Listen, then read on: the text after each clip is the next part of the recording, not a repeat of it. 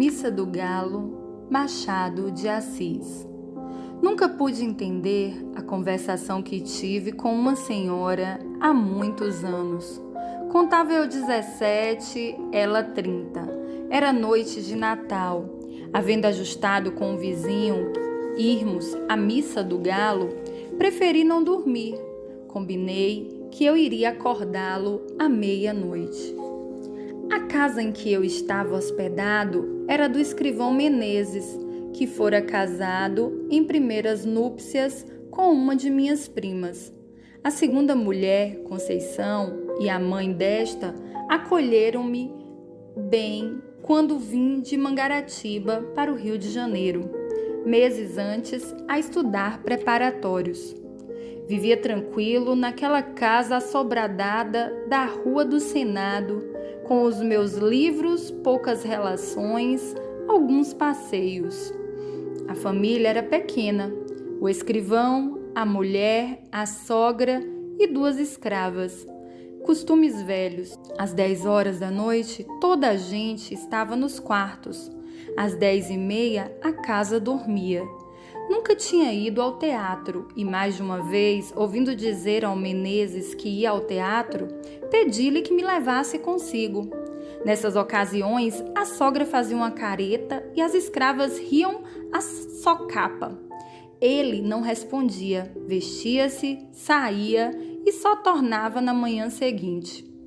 Mais tarde é que eu soube que o teatro era um eufemismo em ação. Menezes trazia amores com uma senhora separada do marido e dormia fora de casa uma vez por semana. Conceição padecera, a princípio, com a existência da comborça, mas, afinal, resignara-se, acostumara-se e acabou achando que era muito direito. Boa Conceição! Chamavam-lhe a Santa e fazia jus ao título, tão facilmente suportava os esquecimentos do marido. Em verdade, era um temperamento moderado, sem extremos, nem grandes lágrimas, nem grandes risos. No capítulo de que trato, dava para maometana, aceitaria um harém com as aparências salvas. Deus me perdoe se a julgo mal. Tudo nela era atenuado e passivo. O próprio rosto era mediano, nem bonito, nem feio. Era o que chamamos uma pessoa simpática. Não dizia mal de ninguém, perdoava tudo. Não sabia odiar, pode ser até que não soubesse amar. Naquela noite de Natal, foi o escrivão ao teatro. Era pelos anos de 1861 ou 1862. Eu já devia estar em Mangaratiba em férias, mas fiquei até o Natal para ver a Missa do Galo na corte. A família recolheu-se à hora do costume. Eu meti-me na sala da frente, vestido e pronto. Dali, passaria ao corredor de entrada e sairia sem acordar ninguém. Tinha 3 chaves à porta. Uma estava com o escrivão, eu levaria a outra e a terceira ficava em casa. Mas, senhor Nogueira, o que fará você todo esse tempo? Perguntou a mãe de Conceição. Leio, dona Inácia. Tinha comigo um romance, Os 3 Mosqueteiros, velha tradução, creio, do Jornal do Comércio. Sentei-me à mesa que havia no centro da sala e, à luz de um candeeiro de querosene, enquanto a casa dormia, trepei ainda uma vez ao cavalo magro de D'Artagnan e fui-me às aventuras. Dentro em pouco estava completamente ébrio de Dumas. Os minutos voavam, ao contrário do que costumam fazer quando são de espera. Ouvi bater 11 horas, mas quase sem dar por elas. Um acaso. Entretanto, um pequeno rumor que ouvi dentro veio acordar-me da leitura. Eram uns passos no corredor que ia da sala de visitas à de jantar. Levantei a cabeça. Logo depois vi assomar à porta da sala o vulto de Conceição. Ainda não foi? Perguntou ela. Não fui. Parece que ainda não é meia-noite. Que paciência! Conceição entrou na sala, arrastando as chinelinhas da alcova. Vestia um roupão branco, mal apanhado na cintura. Sendo magra, tinha um ar de visão romântica não disparatada, com o meu livro de aventuras. Fechei o livro, ela foi sentar-se na cadeira que ficava defronte de mim, perto do canapé. Como eu lhe perguntasse se havia acordado sem querer, fazendo barulho, respondeu com presteza: Não, qual? Acordei por acordar. Fitei-a um pouco e duvidei da afirmativa. Os olhos não eram de pessoa que acabasse de dormir. Pareciam não ter ainda pegado no sono. Essa observação, porém, que valeria alguma coisa em outro espírito, depressa a botei fora, sem advertir que talvez não dormisse justamente por minha causa, e mentisse para me não afligir ou aborrecer. Já disse que ela era boa, muito boa.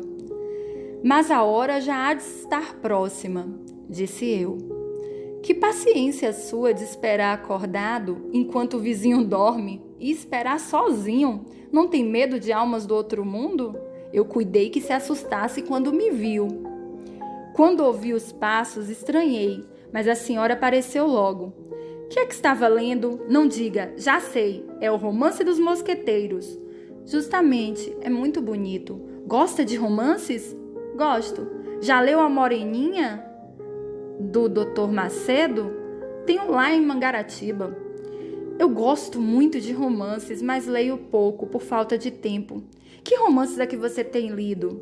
Comecei a dizer-lhe os nomes de alguns. Conceição ouvia-me com a cabeça reclinada no espaldar, enfiando os olhos por entre as pálpebras meio cerradas, sem os tirar de mim. De vez em quando passava a língua pelos beiços para umedecê-los. Quando acabei de falar, não me disse nada. Ficamos assim alguns segundos. Em seguida, via endireitar a cabeça, cruzar os dedos e sobre eles pousar o queixo, tendo os cotovelos nos braços da cadeira, tudo sem desviar de mim. Os grandes olhos espertos. Talvez esteja aborrecida, pensei eu. E logo alto: Dona Conceição, creio que vão sendo horas e eu... Não, ainda é cedo. Vi agora mesmo o relógio, são 11h30. Tem tempo. Você perdendo a noite é capaz de não dormir de dia? Já tenho feito isso. Eu não. Perdendo a noite, no outro dia estou que não posso. E meia hora que seja, hei de passar pelo sono. Mas também estou ficando velha. Que velho o quê, Dona Conceição? Tal foi o calor da minha palavra que a fez sorrir. De costume, tinha os gestos demorados e as atitudes tranquilas. Agora, porém, ergueu-se rapidamente, passou para o outro lado da sala e deu alguns passos entre a janela da rua e a porta do gabinete do marido. Assim, como o desalinho honesto que trazia, dava-me uma impressão singular. Magra, embora, tinha não sei que balanço no andar, como quem lhe custa levar o corpo. Essa feição nunca me pareceu tão distinta como naquela noite. Parava algumas vezes examinando um trecho de cortina ou consertando a posição de algum objeto no aparador. Afinal, deteve-se ante mim com a mesa de permeio. Estreito era o círculo das suas ideias. Tornou ao espanto de me ver esperar acordado. Eu repeti-lhe o que ela sabia, isto é, que nunca ouvira missa do galo na corte e não queria perdê-la. É a mesma missa da roça, todas as missas se parecem. Acredito, mas aqui há de haver mais luxo e mais gente também. Olhe, a Semana Santa na corte é mais bonita que na roça. São João não digo, nem Santo Antônio. Pouco a pouco, tinha se inclinado, fincar os cotovelos no mármore da mesa e meter o rosto entre as mãos espalmadas. Não estando abotoadas, as mangas caíram naturalmente e eu vi-lhe metade dos braços muito claros e menos magros do que se poderia supor. A vista não era nova para mim, posto também não fosse comum.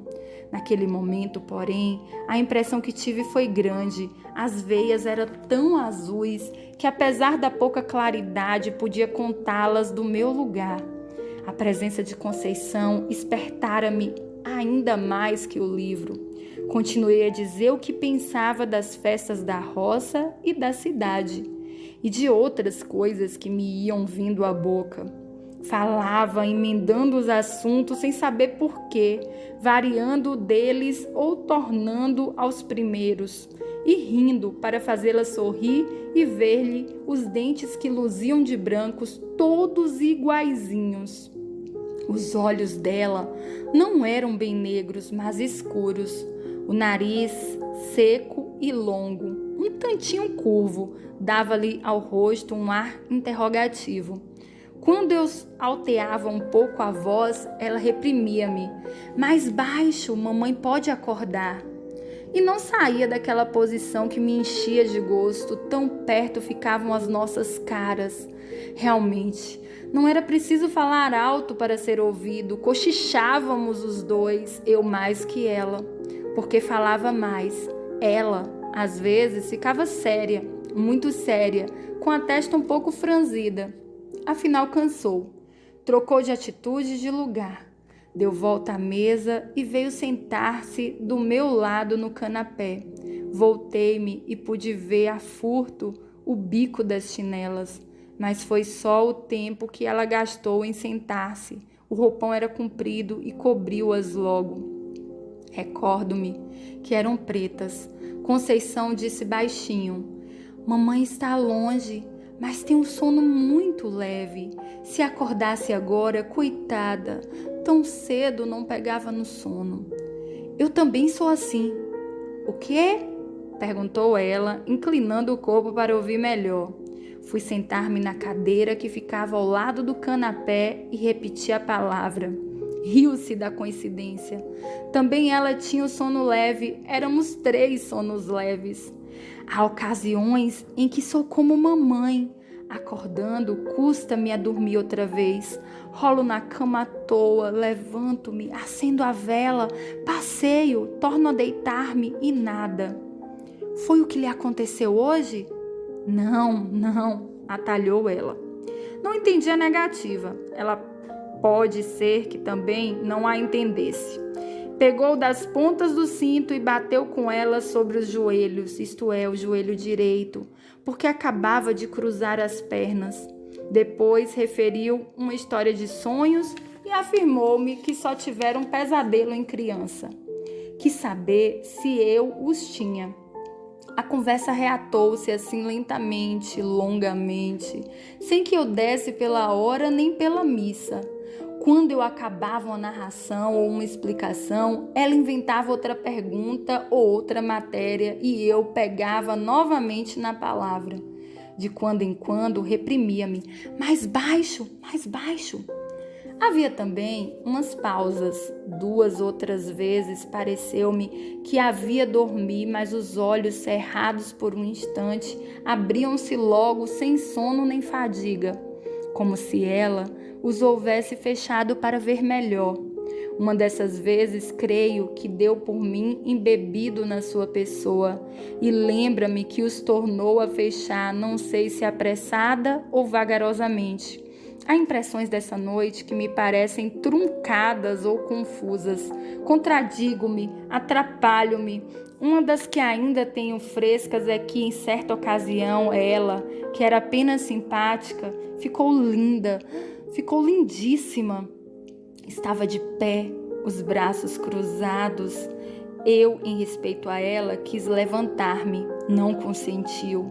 Pôs uma das mãos no meu ombro e obrigou-me a estar sentado. Cuidei que ia dizer alguma coisa, mas estremeceu.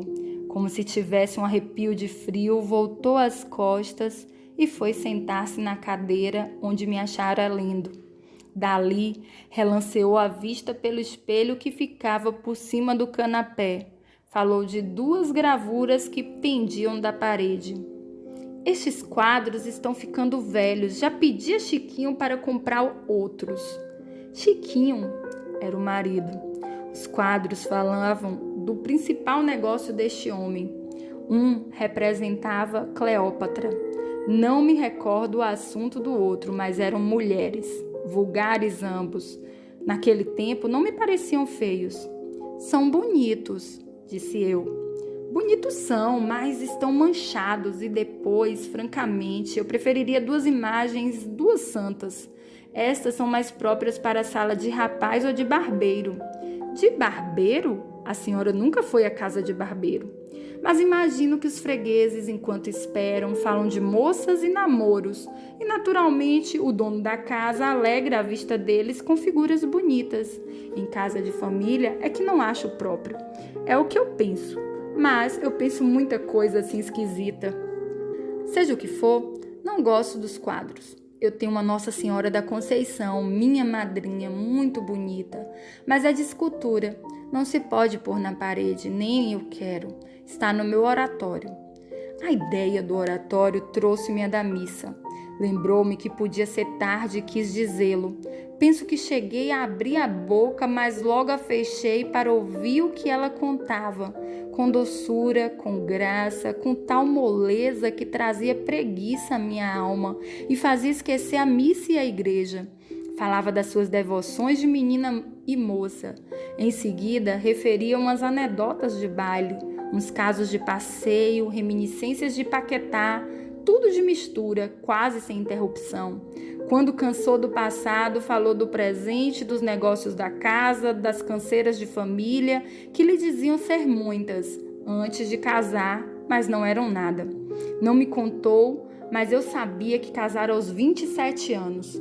Já agora não trocava de lugar como a princípio e quase não saíra da mesma atitude. Não tinha os grandes olhos compridos e entrou a olhar à toa para as paredes. Precisamos mudar o papel da sala, disse daí a pouco como se falasse consigo. Concordei. Para dizer alguma coisa, para sair da espécie de sono magnético ou o que quer que era que me tolhia a língua e os sentidos. Queria e não queria acabar a conversação. Fazia esforço para arredar os olhos dela e arredava-os por um sentimento de respeito. Mas a ideia de parecer que era aborrecimento, quando não era, levava-me os olhos outra vez para Conceição. A conversa ia morrendo. Na rua, o silêncio era completo. Chegamos a ficar por algum tempo, não posso dizer quanto, inteiramente calados.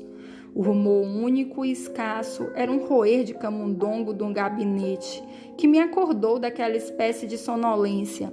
Quis falar dele, mas não achei modo. Conceição parecia estar devaneando.